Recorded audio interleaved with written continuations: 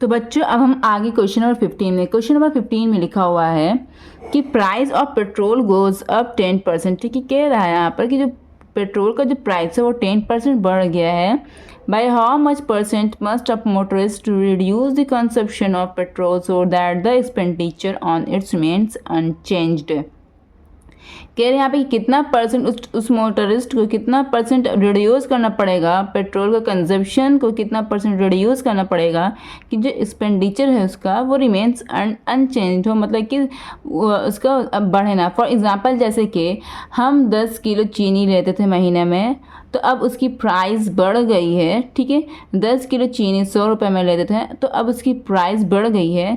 तो अब हम चाह भी नहीं रहे कि 100 रुपये से ज़्यादा खर्च करें, तो हम नेक्स्ट मंथ क्या करेंगे कि जो 10 किलो चीनी लेते थे उसको हम कम करेंगे, 9 kg लेंगे, या देखेंगे कि वो 100 रुपये में कितना किलो चीनी आ रहा है उतना चीनी ही लेंगे, ज़्यादा चीनी नहीं लेंगे, कम कर देंगे चीनी।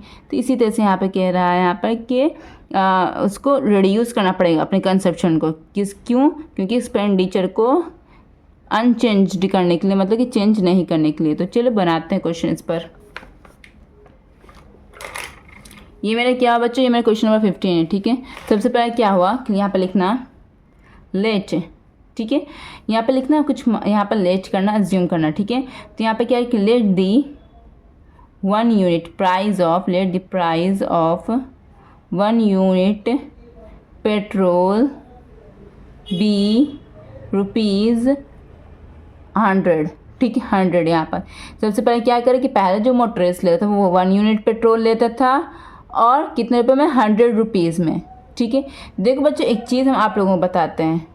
यहाँ पर एक्सपेंडिचर का यहाँ पर जो फॉर्मूला होता है, expenditure is equal to price into consumption. ठीक है, मतलब यहाँ पे ये समझना, ठीक है, इसे समझना पहले।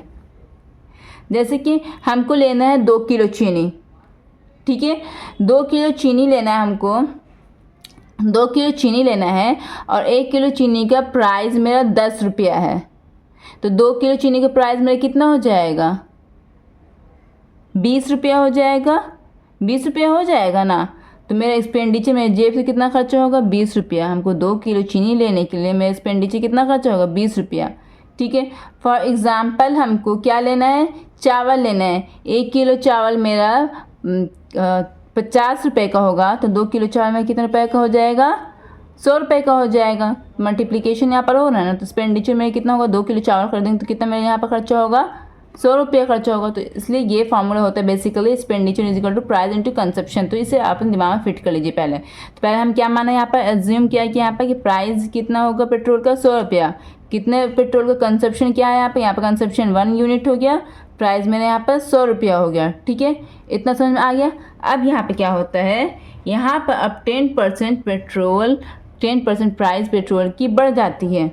10% पेट्रोल की प्राइस बढ़ जाती है, तो 10% ऑफ, यहाँ पर 100 पाया था, तो 10% ऑफ 100 कितना हो जाएगा बच्चों, 10% ऑफ 100 हो जाएगा।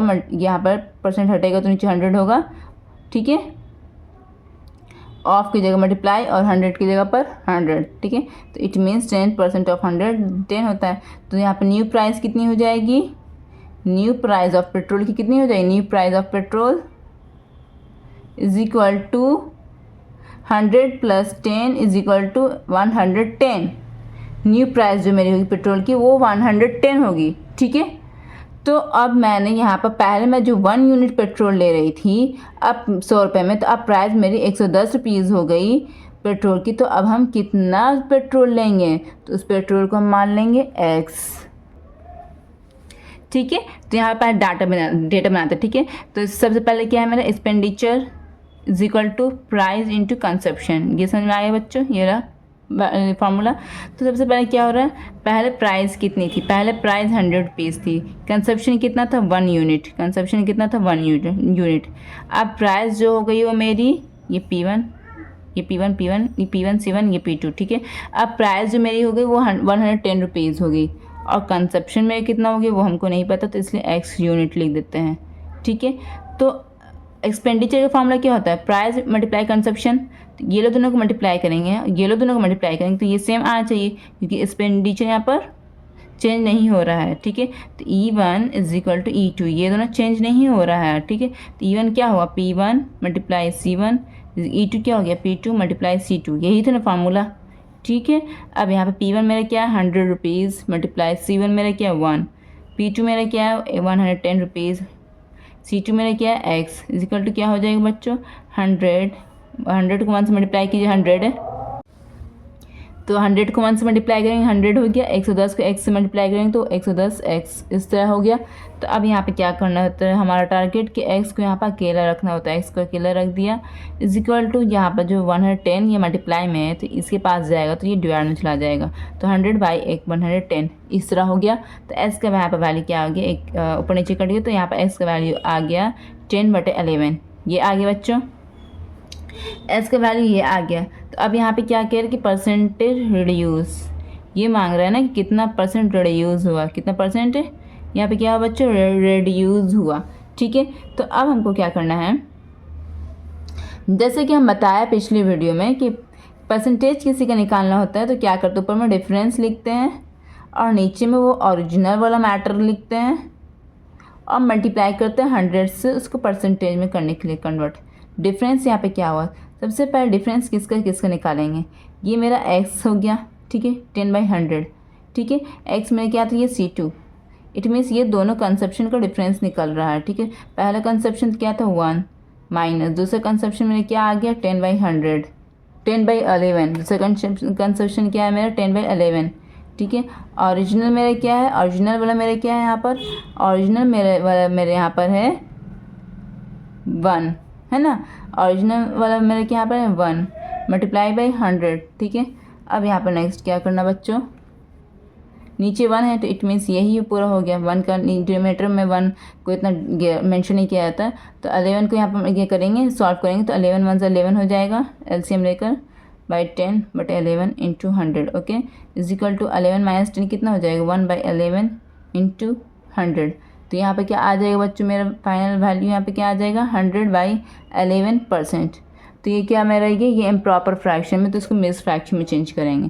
तो किस तरह से चेंज करते हैं, 100 को 11 से यहाँ पर डिवाइड कीजिए, 11 9 99, ओके वहाँ पर 1 बचा, तो जो रिमाइंडर आता है बच्चों, जो रिमाइंडर आता है उसे यहाँ पर फ्रैक्शन के यहाँ पर लाइन दे के जो रिमाइंडर आता है उसको ऊपर में लिखा जाता है, जो डिवाइडर आता है उसको नीचे में लिखा जाता है, ठीक है। तो मेरे यहाँ पर आंसर क्या आ गया final, percent reduce is equal to कितना हो गया 9 होल नंबर 1/11%, यही मेरा आंसर आ गया बच्चों। अब अपने बुक में मिला लेना, ठीक है, ये रिक्वायर्ड परसेंटेज रिड्यूस, ठीक है, ये मेरा आंसर आ गया बच्चों, अपने बुक में मिला लेना। अब हम नेक्स्ट क्वेश्चन की तरफ बढ़ते हैं, ओके। होप कि आप लोगों को ये वाला क्वेश्चन समझ में आया होगा। थैंक यू सो मच मेरा वीडियो देखने के लिए। अगर कोई क्वेरीज होगी तो कमेंट सेक्शन में ज़रूर कमेंट करना।